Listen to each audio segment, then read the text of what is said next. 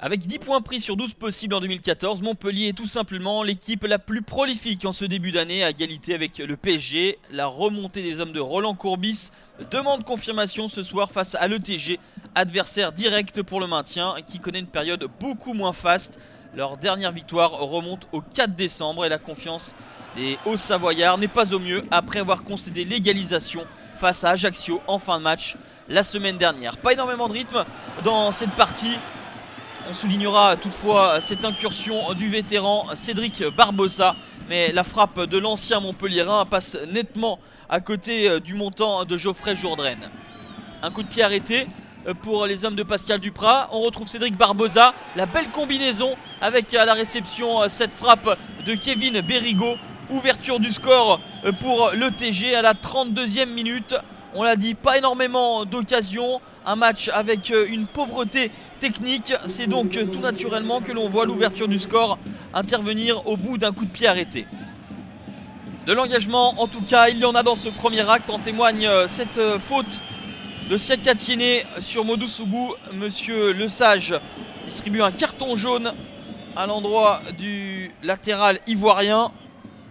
Et à la 44e minute, Montpellier, sur sa plus grosse situation de la première période, va égaliser. Le beau travail d'Anthony Mounier profite à Rémi Cabella. Un but partout, 9e but de la saison pour Rémi Cabella, véritablement l'homme providentiel des Montpelliérains, déjà auteur d'un doublé, d'une passe décisive lors de la victoire 4-2 lors de la dernière journée face à Reims. Rémi Cabella profite également de la fausse piste d'Mbaye Niang pour tromper Bertrand Laquet. Et Roland Courbis, il est forcément satisfait d'avoir vu Rémi Cabella rester dans l'Hérault pendant le mercato, lui qui était sollicité par le club anglais de Newcastle. En tout cas, ça fait un but partout à la mi-temps et Montpellier va essayer de repartir avec des velléités offensives pour forcer la décision. Mais au lieu de cela, les Montpelliérains vont être réduits à 10. Le deuxième avertissement pour Siaka Tiéné. Un carton rouge un petit peu sévère, en tout cas le deuxième carton jaune sévère pour Siaka Tiéné. Monsieur Lesage a jugé la deuxième faute importante, mais au vu des images, la faute de Siaka Tiéné ne semble pas grossière. Toujours est-il que Montpellier va devoir évoluer en infériorité numérique durant cette fin de partie.